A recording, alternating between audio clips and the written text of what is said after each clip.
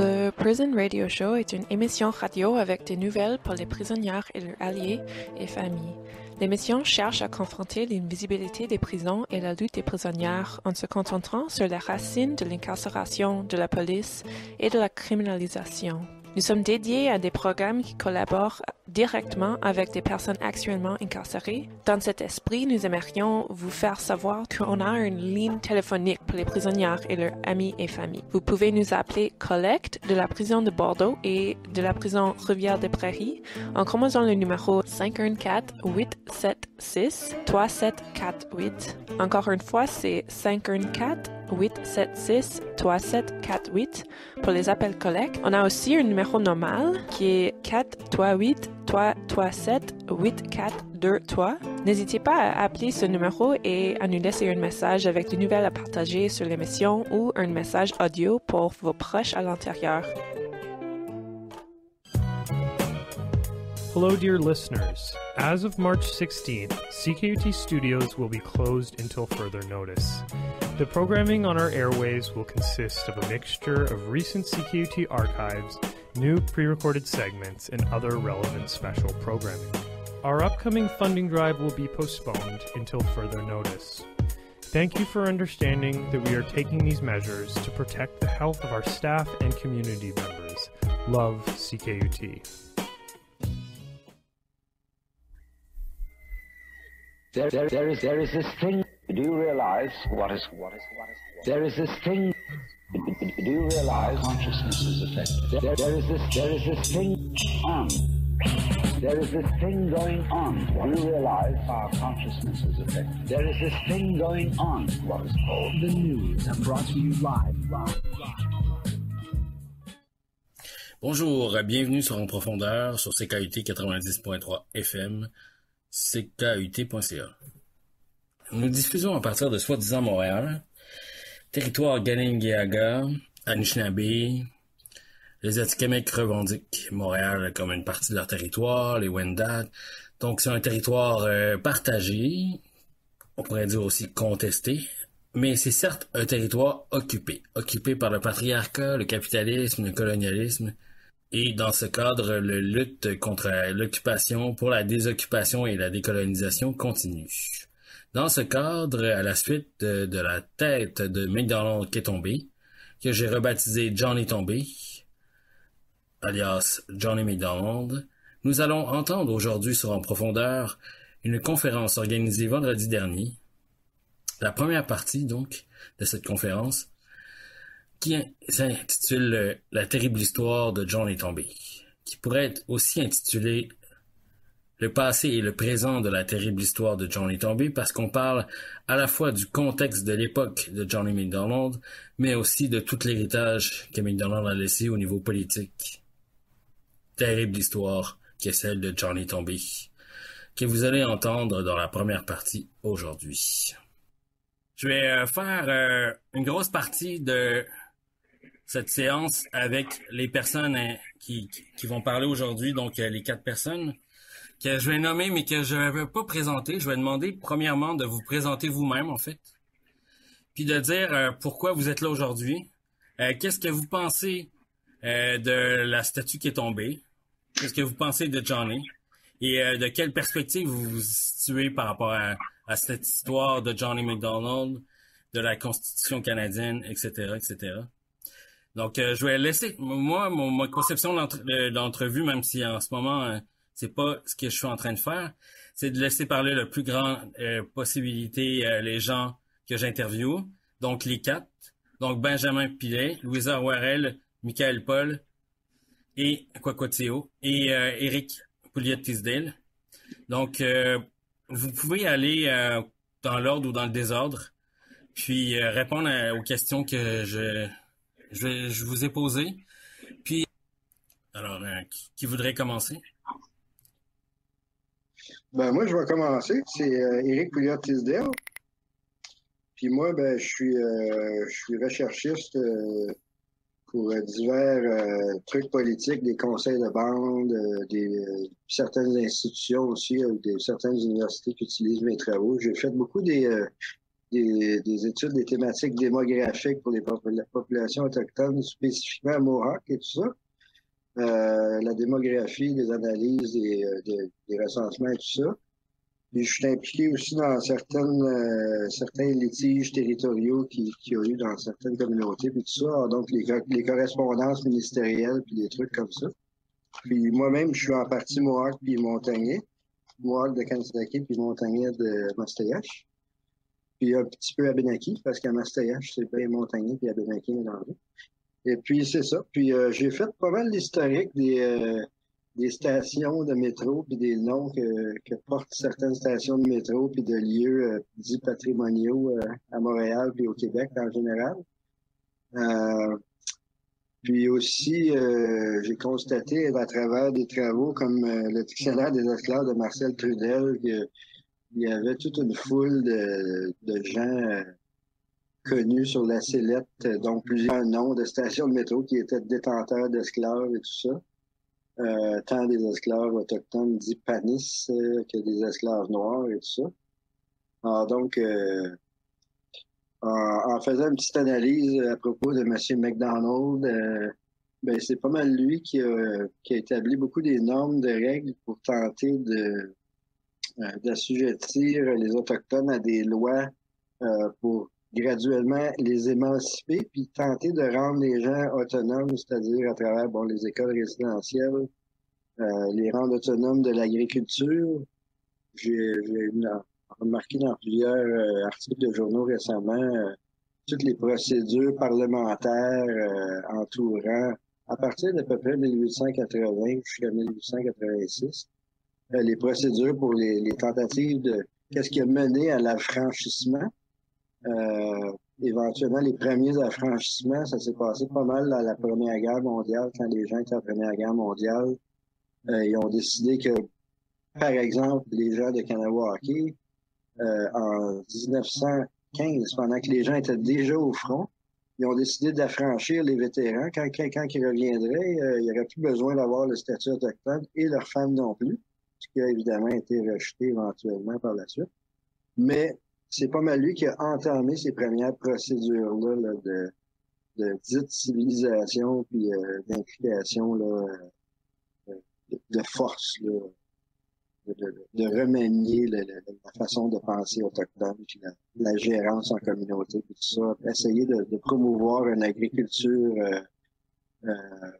pour faire une espèce d'autosuffisance dans les communautés pour devenir moins sous la tutelle de l'État, disons. Ah, voilà.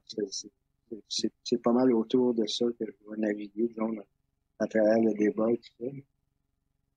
Et puis, voilà, c'est ça. Outre McDonald, évidemment, il y a toutes les statuts et tout ça, mais je pense que la génération, si on parle démocratiquement parlant, si on pourrait dire ça comme ça, le taux, la population qui est assez en général des personnes âgées en majorité, la société, la civilisation présente au Québec n'a pas l'air prête à l'étape de l'évolution de faire des changements vraiment radicaux et marquants, malgré toutes les vives voix et tout ça des gens qu'on entend ces temps-ci et tout ça, les mouvements d'éveil et tout ça historique. Il y a eu dans le temps, aux États-Unis, il y a déjà eu des Noirs qui ont brisé des statues et tout ça. Il y a eu déjà des petites révolutions sociales comme ça. Ça a été éphémère. Là, par exemple, on voit, par exemple, que ça va avoir sans doute des impacts beaucoup plus forts. Mais toutefois, encore, la population a l'air pas encore tout à fait prête. Comme je voyais sur Facebook, il y a un groupe qui sont en train de faire la pétition pour changer la station de métro Lionel Groulx en Oscar Peterson pour commémorer le jazzman noir Oscar Peterson. Puis, il y a eu une autre contre-pétition de l'autre côté, les pro-Lionel Groulx. Ils sont à peu près au même nombre. Ils sont à peu près à 26 000 chaque là, de personnes de co-signataires. Fait qu'il y a comme une espèce de neutralité ou une espèce d'abysse de ce côté-là. Parce que c'est la classe un peu conservatrice qui gère les institutions académiques présentement, un peu comme les chaires, la majorité des départementales aussi. C'est des élites, c'est comme un peu des cercles un peu fermés qui conservent leurs normes là, standards, là, puis ils sont pas prêts de bouger vraiment vers une évolution. Puis ça va prendre, à mon avis, logiquement, selon ce qu'on peut observer, peut-être une ou deux générations encore avant qu'il y ait des grands mouvements qui fassent en sorte que les choses évoluent plus de ce côté-là. Je suis pas nécessairement pour démolir les statues, mais peut-être les mettre dans un musée, dans un sous-sol de musée, puis faire un autre pavillon dans un sous-sol ou quelque chose comme ça. Mais les enlever de leur piédestal en public. Je pense qu'une plaquette commémorative serait pas si pire que ça, mais une grosse statue glorifiante comme ça, c'est là qu'il y a probablement un problème plutôt là. Alors, donc, c'est pas mal autour de ça que mon constat et mon point de vue tournent pas mal autour de ça. Alors, donc, voilà. Donc, je laisse la parole au suivant qui veut entendre. Ben, moi, je vais commencer. C'est Éric Pouliot-Tisdale. Puis moi, ben, je suis recherchiste pour divers trucs politiques, des conseils de bande, certaines institutions aussi, certaines universités qui utilisent mes travaux. J'ai fait beaucoup des études, des thématiques démographiques pour les populations autochtones, spécifiquement à Mohawk et tout ça. La démographie, des analyses, des recensements et tout ça. Puis je suis impliqué aussi dans certains litiges territoriaux qu'il y a eu dans certaines communautés, puis tout ça. Alors, donc, les correspondances ministérielles, puis des trucs comme ça. Puis moi-même, je suis en partie Mohawk puis montagnais. Mohawk de Kansaki puis montagnais de Mastayache. Puis un petit peu Abénaki, parce qu'à Mastayache, c'est bien montagnais puis Abénaki mélangé. Et puis c'est ça. Puis j'ai fait pas mal l'historique des stations de métro puis des noms que portent certaines stations de métro puis de lieux dits patrimoniaux à Montréal puis au Québec en général. Puis aussi, j'ai constaté à travers des travaux comme le dictionnaire des esclaves de Marcel Trudel qu'il y avait toute une foule de gens connus sur la sellette, donc plusieurs noms de stations de métro qui étaient détenteurs d'esclaves et tout ça. Tant des esclaves autochtones dits panis que des esclaves noirs et tout ça. Alors donc, en faisant une petite analyse à propos de M. McDonald, ben c'est pas mal lui qui a établi beaucoup des normes, de règles pour tenter d'assujettir les Autochtones à des lois pour graduellement les émanciper, puis tenter de rendre les gens autonomes, c'est-à-dire à travers les écoles résidentielles, les rendre autonomes de l'agriculture. J'ai remarqué dans plusieurs articles de journaux récemment toutes les procédures parlementaires entourant, à partir d'à peu près 1880 jusqu'à 1886, les procédures pour les tentatives de qu'est-ce qui a mené à l'affranchissement. Éventuellement, les premiers affranchissements, ça s'est passé pas mal dans la Première Guerre mondiale, quand les gens étaient à la Première Guerre mondiale. Ils ont décidé que, par exemple, les gens de Kanawake, en 1915, pendant que les gens étaient déjà au front, ils ont décidé d'affranchir les vétérans. Quand ils reviendraient, il n'y aurait plus besoin d'avoir le statut autochtone et leurs femmes non plus, ce qui a évidemment été rejeté éventuellement par la suite. Mais c'est pas mal lui qui a entamé ces premières procédures-là là, de dite civilisation puis d'implication là, de force, là, de remanier la façon de penser autochtone, puis la gérance en communauté, puis tout ça, essayer de promouvoir une agriculture pour faire une espèce d'autosuffisance dans les communautés, pour devenir moins sous la tutelle de l'État, disons. Ah, voilà. C'est pas mal autour de ça que je vais naviguer, disons, à travers le débat et tout ça. Et puis, ben, voilà, c'est ça. Outre McDonald's, évidemment, il y a toutes les statuts et tout ça, mais je pense que la génération, si on parle démocratiquement parlant, si on pourrait dire ça comme ça, le taux, la population qui est assez en général des personnes âgées en majorité, la société, la civilisation présente au Québec n'a pas l'air prête à l'étape de l'évolution de faire des changements vraiment radicaux et marquants, malgré toutes les vives voix et tout ça des gens qu'on entend ces temps-ci et tout ça, les mouvements d'éveil et tout ça historique. Il y a eu dans le temps, aux États-Unis, il y a déjà eu des Noirs qui ont brisé des statues et tout ça. Il y a eu déjà des petites révolutions sociales comme ça. Ça a été éphémère. Là, par exemple, on voit, par exemple, que ça va avoir sans doute des impacts beaucoup plus forts. Mais toutefois, encore, la population a l'air pas encore tout à fait prête. Comme je voyais sur Facebook, il y a un groupe qui sont en train de faire la pétition pour changer la station de métro Lionel Groulx en Oscar Peterson pour commémorer le jazzman noir Oscar Peterson. Puis, il y a eu une autre contre-pétition de l'autre côté, les pro-Lionel Groulx. Ils sont à peu près au même nombre. Ils sont à peu près à 26 000 chaque là, de personnes de co-signataires. Fait qu'il y a comme une espèce de neutralité ou une espèce d'abysse de ce côté-là. Parce que c'est la classe un peu conservatrice qui gère les institutions académiques présentement. Un peu comme les chaires, la majorité des départementales aussi.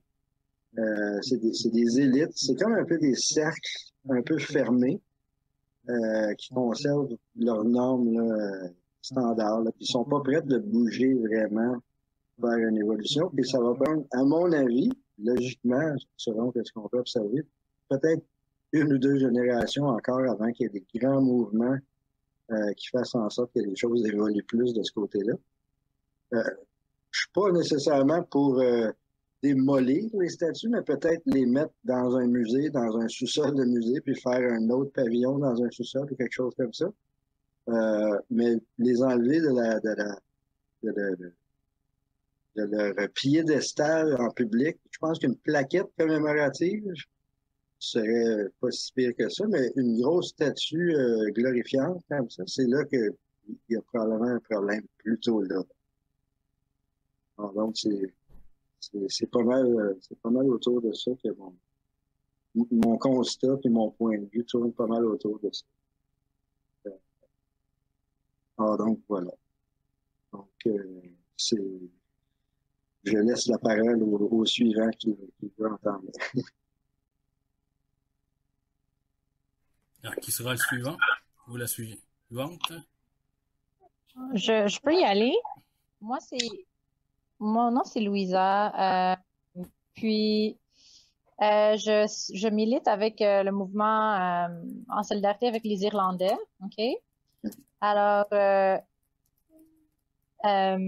j'ai un peu demandé leur conseil, leur avis pour l'événement aujourd'hui. Alors, je vous partage le texte, les sujets que les problématiques qu'on m'a demandé de soulever.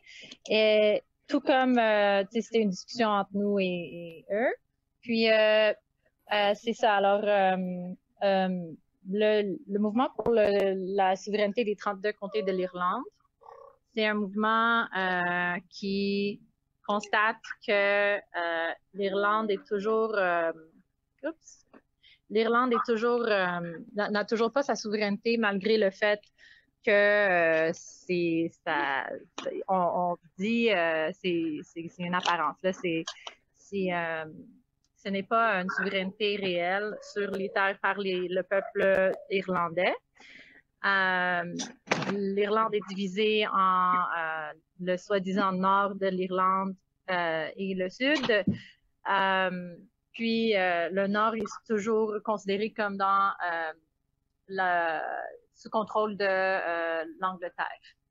Alors, c'est vraiment décoloniser pour vrai le nord. Ne pas reconnaître Stormont, qui est censé être l'institution de gouvernance pour le Nord, l'unité de l'Irlande sous une république, alors pas de monarchie, socialiste.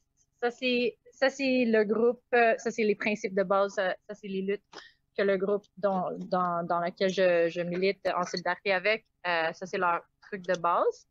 Puis, c'est super pertinent pour Montréal parce que Montréal a beaucoup de descendants de l'Irlande. Puis, il y a beaucoup de parallèles à faire entre ce qui est arrivé en Irlande puis ce qui se passe en ce moment, puis l'histoire de l'Irlande puis l'histoire du Canada. Alors, c'est ça. Juste pour vous dire, notre groupe ici est petite, mais on a 3 priorités. Alors, la première priorité, c'est pas en ordre prioritaire, mais on en a 3. Je les nomme. C'est ça, c'est de soutenir la solidarité avec ce qui se passe en Irlande puis la lutte pour la souveraineté en Irlande. Et également, notre priorité, c'est de soutenir les luttes pour la souveraineté autochtone de toutes les nations autochtones ici au Canada, au soi-disant Canada. Puis finalement, on veut on veut utiliser notre position privilégiée de être au Canada et mais dans le fond en soi-disant Amérique du Nord, c'est-à-dire Canada et aux États-Unis, pour lutter contre la criminalisation de la lutte des Irlandais républicains, c'est-à-dire c'est du monde qui sont faussement tagués comme des terroristes. Alors, c'est ça. Comme vous voyez, j'ai aussi mon enfant, alors désolé, ça se peut que vous entendez des bruits d'un bébé, là. Bref, pour nous, il faut comprendre que, je ne sais pas si vous êtes au courant, ça a été mentionné, mais dans un des plusieurs posts qui ont fait le tour un peu depuis que le statut est tombé, mais c'est John A. Macdonald, c'était un orangiste. Alors, c'était un membre de l'ordre orange. Je sais pas si je fais la bonne traduction, mais c'était un orangiste, c'était un membre de cette organisation-là qui est comme une institution de colonisation par excellence. Ça a été fondé en Irlande. Puis la branche orangiste, le mouvement orangiste fondé en Irlande était justement fondé pour un peu s'assurer que les colons, les colons soient fidèles à la métropole et investissent le plus que possible dans le racisme et dans le projet de colonisation. Alors, ça existe, ce mouvement en Écosse, puis aussi ici au Canada, ça existe jusqu'à aujourd'hui, jusqu'à présent, c'est une institution. Puis, la doctrine principale de ce mouvement, c'est l'ascendance protestante. Alors, c'est la suprématie. Dans le fond, c'est le principe que le gouvernement et la société devront soutenir la suprématie protestante anglo-saxon, OK? Ou britannique, disons. Puis ça, c'est le principe de base. Et John A. Macdonald était membre de ça. Il y a plusieurs premiers ministres qui ont fait partie de cet ordre.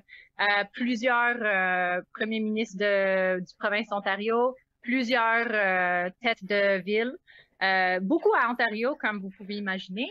Mais ici, il y a même eu des ordres qui ont apparu ici à Montréal. Alors, traditionnellement, je sais que récemment, il y a eu des changements, mais traditionnellement, l'ordre est exclu à tout le monde qui n'est pas protestant. Puis, même les protestants qui sont mariés à quelqu'un qui n'est pas protestant, qui n'est pas britannique ou de descendance britannique, sera exclu de cet ordre-là.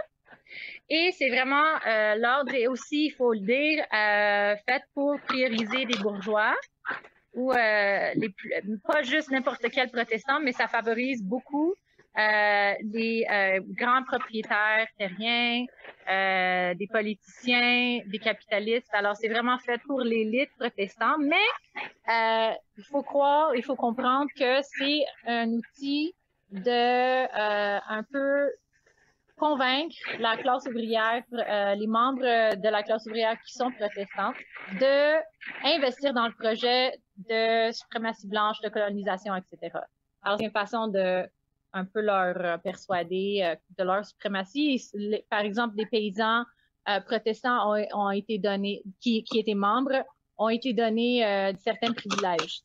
Ça, on peut pas dire que c'est pareil que les bourgeois protestants, mais il y avait certains privilèges assurés pour des protestants avec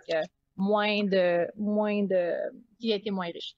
Alors, si on comprend l'ordre, le mouvement orangiste a vraiment a été fondateur d'une milice raciste, suprémaciste blanche, suprémaciste britannique et sectaire en Irlande. Les forces de Ulster ont été fondées à travers l'ordre orange, puis ont été utilisées pour réprimer, opprimer, coloniser le peuple irlandais. Je vais juste faire quelques parallèles entre l'Irlande et le Canada parce que je veux pas parler au nom de nos frères et sœurs, nos camarades puis nos alliés autochtones. Mais c'est sûr que si on parle de John A. Macdonald, on doit parler de son héritage colonisateur des peuples autochtones. Alors, on dit que le projet de colonisation qui est le plus vieil au monde, c'est celle de l'Irlande. Alors, c'était vraiment utilisé comme le plan, c'était utilisé comme un blueprint, c'était utilisé comme un exemple pour un peu répéter, reproduire partout ailleurs au monde. Puisque ça date au-dessus de 800 ans. Ce qui est arrivé en Irlande a été beaucoup appliqué ailleurs. Alors, on peut voir ici comme des exemples de base comme la famine et un soi-disant famine qui est vraiment un génocide. Alors, quand on parle de John A. Macdonald, on parle beaucoup de comment il a utilisé la famine, il a encouragé et il a empêché la nourriture à se rendre aux Autochtones des plaines pour s'assurer qu'ils soient assez affamés pour se soumettre à ses politiques. Il y a un livre qui s'appelle Clearing the Plains qui parle vraiment de ça. Alors, c'était vraiment un architecte de cette politique-là. Puis, on le sait qu'en Irlande, il y a de plus en plus de preuves comme la famine, qu'on dit, la famine des pommes de terre qui est arrivée en Irlande. C'était en réalité une génocide. Alors, il y avait, dans le fond, le peuple irlandais produisait, l'Irlande en soi, produisait beaucoup de graines et plusieurs différentes nourritures. Mais le peuple irlandais, comme étant un peuple colonisé, avait seulement le droit de manger des patates. Alors, quand il y avait une maladie qui affectait une bactérie, je pense, qui détruisait les patates, il y avait pareil de la nourriture qui restait en Irlande, mais l'Angleterre a envoyé, je pense que c'était à peu près 50% de leurs militaires en Irlande pour sortir les céréales qui étaient produits en Irlande. Et ça a fait que il y a au-dessus d'1 million, ça c'est en 1800, dans les années 1840, au-dessus d'1 million de personnes qui sont mortes. Il y en a qui estiment que c'est jusqu'à 6 millions si tu comptes le monde qui se sont fuis et sont morts en trajet. Il y a à peu près... la ville de Montréal a accueilli... s'est doublé avec les réfugiés des réfugiés de ce génocide-là et qui venaient de l'Irlande et qui sont venus à Montréal dans les années 1840. Et c'est entre autres pour ça qu'on dit que 40% des Québécois ont du sang irlandais, parce qu'il y avait aussi un mouvement parmi les Canadiens français d'adopter des orphelins de l'Irlande, puis ils étaient beaucoup d'orphelins à cause de la génocide qui a tué leurs parents. Alors, juste pour dire que c'est pas parce que les bisons sont morts que les nations autochtones ont crevé de faim. C'est vraiment parce qu'on a empêché la nourriture d'y aller, exactement pareillement comme ce qui est arrivé en Irlande. Si on regarde à ce que John A. Macdonald a fait pour rendre illégale la langue et la culture, effacer les nations et les nations autochtones. C'était illégal de parler irlandais en Irlande. C'était rendu illégal d'avoir des pratiques autochtones en Irlande. Et c'est une politique qui est passée à travers, entre autres, l'institution, le mouvement orangiste et la suprématie blanche, mais particulièrement la suprématie britannique protestante. Alors, si on va... et bien sûr, crisser le monde de leur terre ou par force, là. Alors, obliger le monde de quitter avec menaces et application de violence a été faite en Irlande. On a donné les meilleures terres aux colons qui étaient fidèles à la reine de l'Angleterre. Puis, ça reste un problématique aujourd'hui avec des évictions. Puis, on m'a demandé de parler particulièrement de le fait que c'est pas une coïncidence. Alors, le fait que c'est pas une coïncidence que les peuples autochtones partout au monde sont sur la ligne de front contre le changement climatique. Parce que pour ces peuples-là, y inclut les Irlandais qui sont autochtones à la terre, la terre n'est pas une marchandise.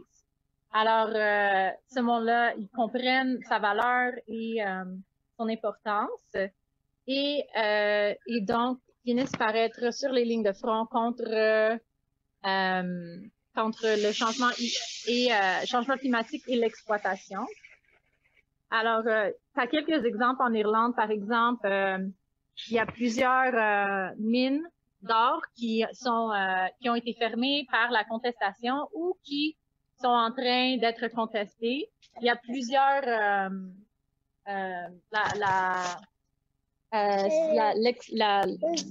l'exploitation de la gaz naturelle en utilisant la mer irlandaise, c'est ça, est en train d'être contestée par le peuple là-bas. Puis plein de mouvements aussi anti-éviction pour le monde qui se font enlever de leur terre, que ça date de des milliers d'années que leur famille est là. Puis je voulais aussi pointer le doigt, juste pour revenir sur John A. Macdonald et pour un peu clore. John A. Macdonald, oui, a été architecte de la loi sur les Autochtones, plein de choses vraiment génocidales, puis horrifiques, là.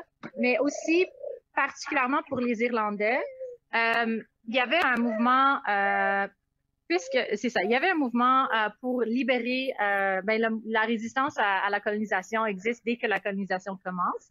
Puis en Irlande, dans le 19e siècle, il y avait un mouvement pour créer de l'Irlande une république.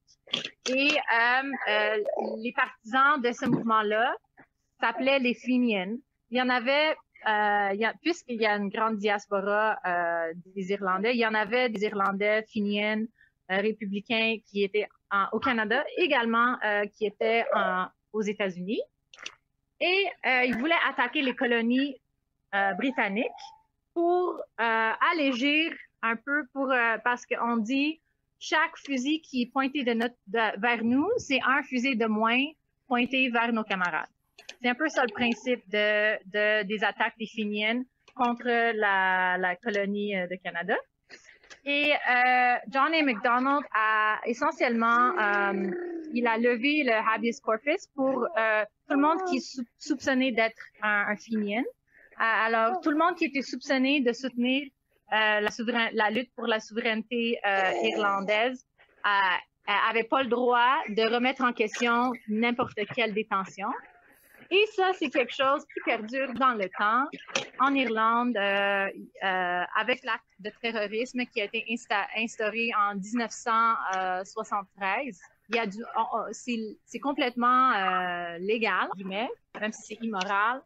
C'est complètement légal que on arrête quelqu'un, il n'y a pas de charge, il n'y a pas de procès, qu'on garde quelqu'un en détention de façon indéterminée, sans leur dire pourquoi, et qu'on les relâche sans jamais dire pourquoi. Alors ça, c'est le cas avec Tony Taylor, qui était en prison pour plusieurs années, Marion Price également.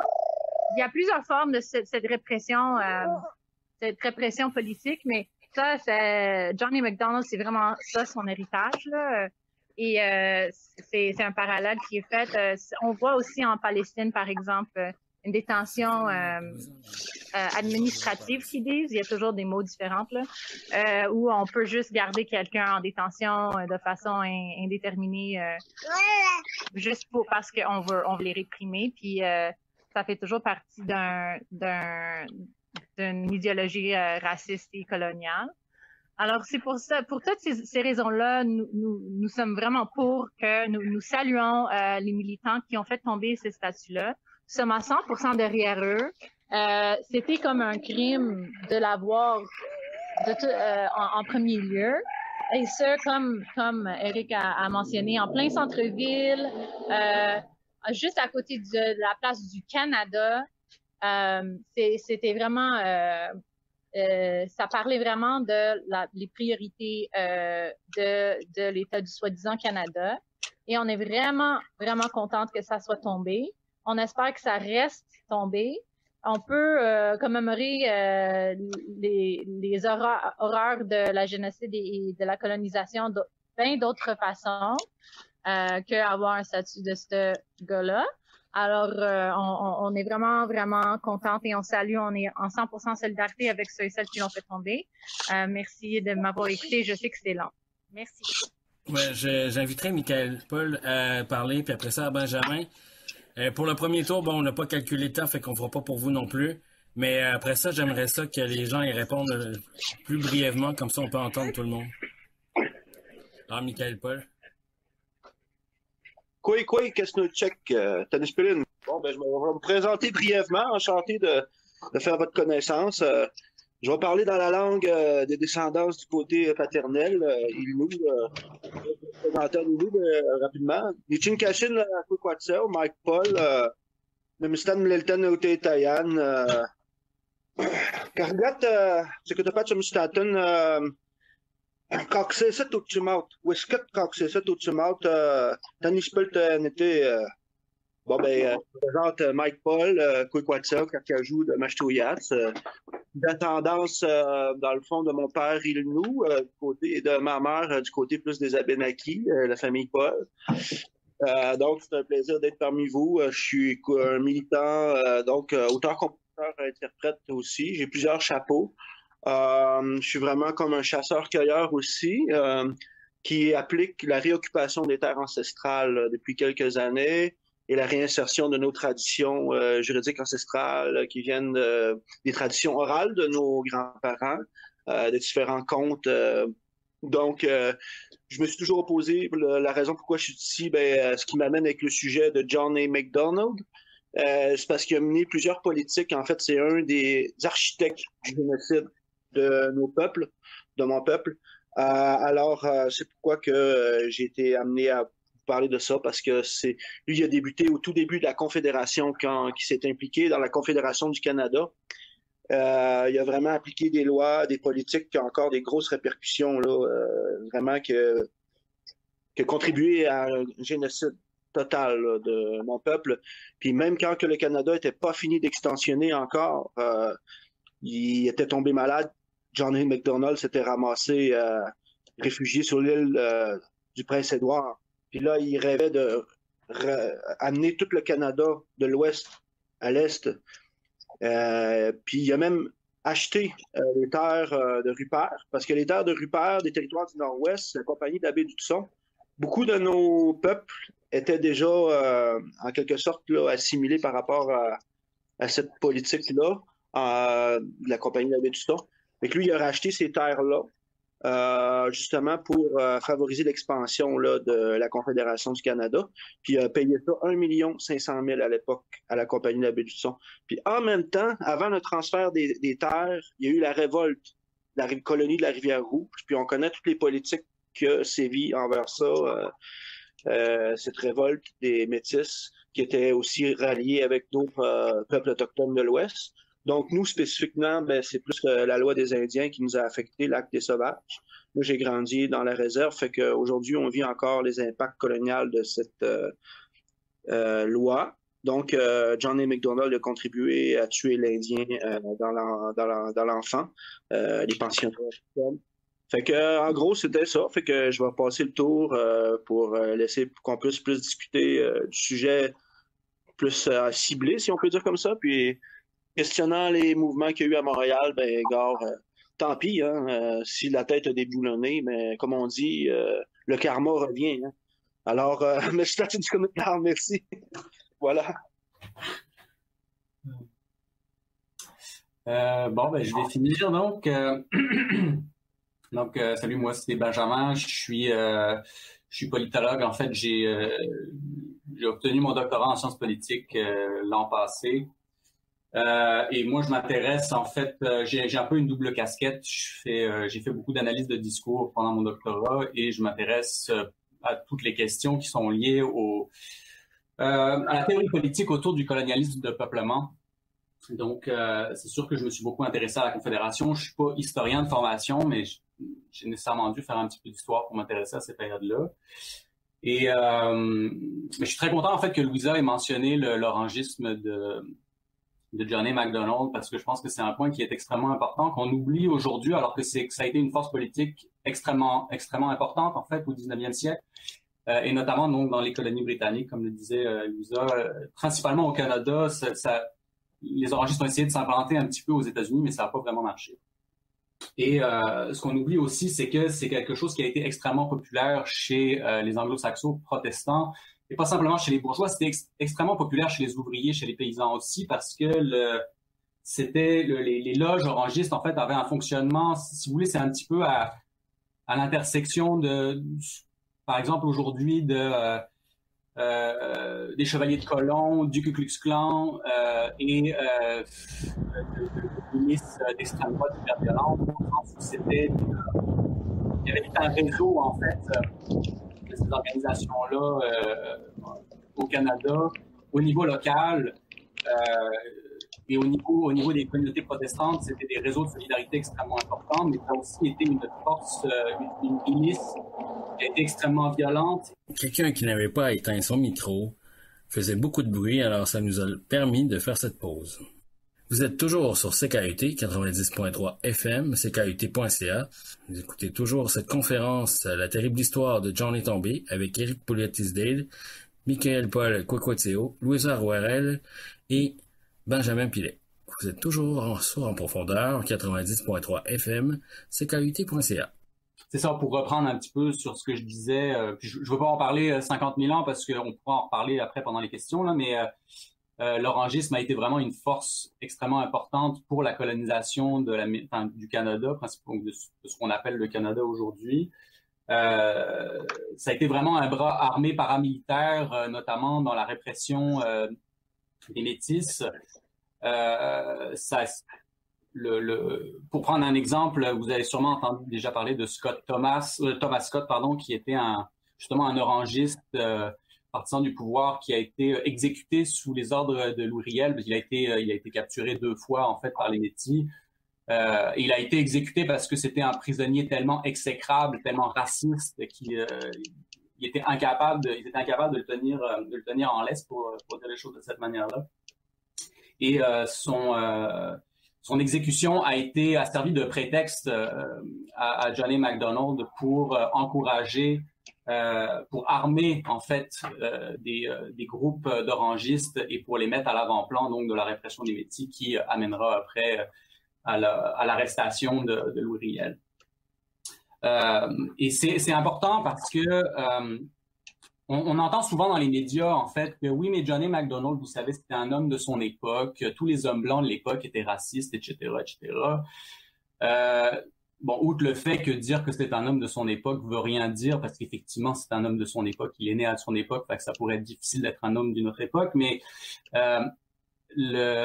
même pour l'époque, c'était quand même quelqu'un de particulièrement extrémiste dans son racisme et qui a donc bénéficié, en tout cas qui s'est allié avec la fange vraiment de la politique canadienne, autant au niveau populaire, c'est-à-dire au niveau des milices qui étaient des milices d'extrême droite en fait, ou l'équivalent des milices d'extrême droite aujourd'hui, mais également au niveau de la corruption en fait à laquelle il a participé au niveau de l'État canadien, parce que ça quand même, c'est resté quand même dans les annales comme étant un des politiciens les plus corrompus, en tout cas responsable d'une des plus grosses affaires de corruption de l'histoire du Canada.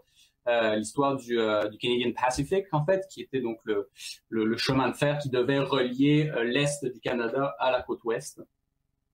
Et que même à l'époque, en fait, lorsque la statue de Johnny MacDonald a été érigée à Montréal, elle a été érigée, en fait, par ses partisans conservateurs, mais l'érection de la statue faisait absolument pas consensus au sein de la classe politique canadienne. Et moi, ce qui m'intéresse en fait beaucoup, puis c'est un peu là-dessus que je vais m'arrêter, c'est le traitement médiatique en fait qu'on réserve aujourd'hui à ce déboulonnage de statut, parce que moi, ce qui me frappe, c'est à quel point le discours de nos journalistes professionnels, de nos chroniqueurs professionnels et de nos politiciens au Canada et c'est d'autant plus choquant au Québec, en fait, du fait de l'histoire quand même d'hostilité de Johnny MacDonald vis-à-vis des catholiques et des francophones, ce qu'étaient les Québécois, les Canadiens français à l'époque. C'est de voir à quel point le discours de nos élites médiatiques et politiques est uniforme, en fait, par rapport à cette question, parce que si on regarde, il y a des petites exceptions, évidemment, hein, dans les médias, mais ce qui est assez frappant, c'est de voir que le même argumentaire est resservi à chaque fois, c'est-à-dire qu'on va nous dire oui, mais vous savez, Johnny MacDonald, c'est peut-être pas un saint, mais c'est l'équivalent un petit peu du je suis pas raciste, mais c'est quand même un homme qui a fondé le Canada tel qu'on le connaît aujourd'hui. C'est un homme qui était finalement un homme de son époque. Et puis, de toute façon, ça n'est pas aux vandales, entre guillemets, de faire de la politique. Ce discours, moi, ce que je trouve intéressant, c'est qu'il est un bon exemple, à mon avis, de la conscience de classe de nos élites au Canada et au Québec, et de l'espèce de mépris, en fait, tout sous couvert de défense de la démocratie libérale, d'un mépris total, en fait, pour ce qu'est la politique, c'est-à-dire le fait que les gens se servent un petit peu de l'action collective pour amener du changement. Et c'est d'autant plus paradoxal, finalement, ça vient, cette espèce de conscience de classe de notre bourgeoisie québécoise et canadienne, vient à la défense d'un homme qui s'est toujours opposé à la démocratie. Johnny MacDonald était quelqu'un qui était foncièrement anti-républicain, qui était foncièrement antidémocratique, qui a tout fait pour centraliser le pouvoir au niveau d'Ottawa à une époque où les conceptions du fédéralisme qui étaient en jeu au niveau de la politique canadienne étaient des conceptions qui souvent, pas toutes, mais souvent étaient beaucoup plus, étaient beaucoup plus en faveur d'une redistribution du territoire et d'une autonomie des provinces. Donc c'est ça un petit peu moi qui me fascine avec avec les soi-disant débats actuels. Puis évidemment, au niveau personnel, moi, j'applaudis des deux mains le fait que cette statue ait été déboulonnée. Je pense que ça fait bien longtemps qu'elle aurait dû être déboulonnée. Je pense que sa place n'est même pas dans un musée. Je veux dire, on est capable de faire de l'histoire sans faire de statue. Et je finirais sur le fait en disant que ce que je trouve très drôle, c'est que toute notre petite élite journalistique se plaint qu'on essaie de réécrire l'histoire, comme si l'histoire n'était jamais réécrite. L'histoire, son son but, ou en tout cas sa fonction, c'est d'être effectivement continuellement réécrite à la lumière de ce qu'on découvre, à la lumière des nouvelles recherches. C'est ce qui fait sa force en tant que discipline scientifique. Et c'est là-dessus que je vais m'arrêter. Merci. On va continuer en faisant un deuxième tour avec les gens qui sont dans le panel, si on peut appeler ça comme ça, qui auraient des choses à rajouter sur ce que les uns et les autres ont dit, les uns et les unes. Mais je voulais dire qu'on va essayer de faire ça rapidement cette fois-ci. Je veux juste rajouter un très bref commentaire. Il y a James Dashok, qui est l'auteur du livre dont Benjamin parlait, Clear the Plains, qui a dit dans un article avec Radio-Canada, que plus ou moins, que les gens qui étaient à ce point opposés au fait que la statue tombe sont probablement d'accord et en continuité avec le Canada de MacDonald, et ceux qui s'y opposent, c'est-à-dire ceux qui ont déboulonné ou ceux qui sont d'accord avec le déboulonnage, sont plutôt en opposition avec ce Canada-là. Il voyait les choses à ce point tranchées, puis j'avoue qu'en regardant beaucoup de choses, je suis assez d'accord avec lui. Alors, qui veut parler en premier? Ben moi, Éric Pouliot, moi, je trouve ça, c'est vraiment variable, puis il faut laisser place vraiment à tous les points de vue. Parce que je trouve que c'est aussi, j'entendais Michael Rice, qui a été interviewé aussi, qui est professeur d'histoire à la polyvalente de Deux-Montagnes. Et puis, lui vient de Kanawaki. Puis lui, on a un peu un point de vue un peu similaire, dans le sens que je pense pas que nécessairement de tout déboulonner. Premièrement, on le voit que les gens sont pas prêts à ça. Oui, je suis d'accord avec le fait qu'il faut que ça disparaisse, mais peut-être pas dans les modalités que ça s'est passé là, avec en déboulonnant comme ça, un petit groupuscule comme ça qui a fait ça. Je respecte toutefois, mais je pense qu'il faut quand même y aller avec les procédures civiles peut-être un peu plus habiles que ça. Puis, c'est ça en réalité, parce que je pense que c'est comme que je disais tout à l'heure, revenir à ça, c'est que c'est une génération qui est pas prête encore, puis cette génération-là est encore majoritaire, tu sais. C'est l'espèce d'élite universitaire présente, et médiatique, et politique, et ainsi de suite. Fait que c'est le suivi de la classe baby boomer et tout ça qui fait en sorte que tout est plus lent pour faire se lancer dans des nouvelles procédures. Mais je suis entièrement d'accord au fait que oui, ces choses-là doivent disparaître ou tout au moins pas être mises sur piédestal en public comme ça. Mais évidemment, faut s'en rappeler toujours. Ça fait partie de notre histoire. Les mettre sur des piédestals, c'est là que j'ai un problème avec ça, sur lequel je pense qu'on est vraiment tous d'accord sur ce point de vue-là. Parce que littéralement, si on fait le suivi de toutes par exemple, les journaux citant MacDonald avec les relations autochtones, c'est vraiment l'idéal, c'était la civilisation menant aux écoles résidentielles, puis c'était l'ultime point. On l'a vu dans les médias sociaux là, depuis le début de l'année d'un bord puis de l'autre, tous les médias puis les dires de MacDonald depuis et tout ça. Alors donc, oui, on pourrait décider de tout déboulonner là, mais l'État puis la majorité de la société présentement est pas prête pour ça. Ils vont le remettre de toute façon.